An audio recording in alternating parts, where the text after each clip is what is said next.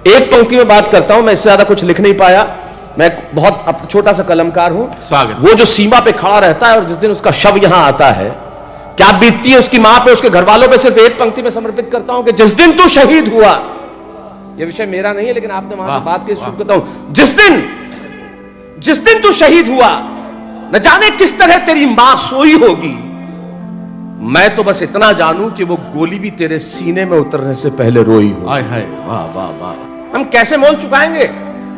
हम उस शहादत का मोल चुका ही नहीं सकते। एक छोटी सी कविता सुनाता हूं साहब। राजस्थान में एक जगह झुंझुनू, आप इस कविता की भूमिका से जुड़िए जो कहना चाहता हूं और क्यों लिखी मैंने, एक बहुत छोटी सी कविता। क्या बात। झुंझुनू के एक सैनिक शिवराम, जब आपको मालूम है कि अटैक हुआ पुलवामा वाला, उसके बाद 3 आतंकवादियों को मार गिराया गया, उसमें शिवराम भी थे जो मार गिराने वालों में, और वो खुद शहीद हो गए। लेकिन कविता क्यों लिखी तब समझना। वाह। शिवराम जब शहीद हुए, उनकी पत्नी सुनीता 9 महीने की गर्भवती थी, अस्पताल में 9 महीने की गर्भवती।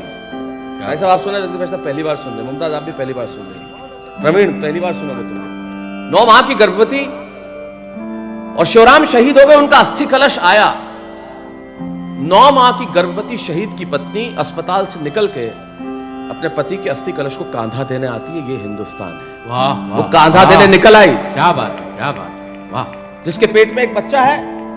तब झुंझुनू में दैनिक भास्कर के जो संपादक थे, उन्होंने मुझे फोन किया, उन्होंने कहा शैलेश जी कल एक कविता आप इस विषय पे लिखे। मुझे समझ में नहीं आया मैं इस विषय पे क्या लिखूं, लेकिन मैंने इस विषय पे एक अलग ढंग से सोचा। एक बहुत छोटी सी कविता सुनाता हूं, उसके बाद अपने जो आज जैसा आप चाहेंगे सुनाएंगे। स्वागत। सुनीता शिवराम का अस्थि कलश, सुनीता अस्पताल से निकल के कांधा देने आई। तब सुनाता हूं कि एक किलकारी बोली नियति से। बच्चा जब पैदा होता है ना तो किलकारी होती है। एक किलकारी बोली नियति से कि आंसू मत बहाओ, न भीगने दो नयन को। एक किलकारी बोली नियति से कि आंसू मत बहाओ, न भीगने दो नयन को। वेदना और करुणा का भाव न लाओ, कहना चाहता हूं वतन को, मैंने अब तक आंखें नहीं खोली है। वाह। किलकारी बोल रही है, मैंने अब तक आंखें नहीं खोली है और मां पिता के संबोधन की भाषा नहीं बोली है। लहू का रंग क्या होता है ये मैंने जाना नहीं है। लहू का रंग क्या होता है जो दुनिया में आया ही नहीं, वो बात कर रहा है कि किलकारी बोली नियति से कि आंसू मत बहाओ, न भीगने दो नयन को। वेदना और करुणा का भाव मत लाओ, कहना चाहता हूं वतन को, मैंने अभी तक आंखें नहीं खोली है।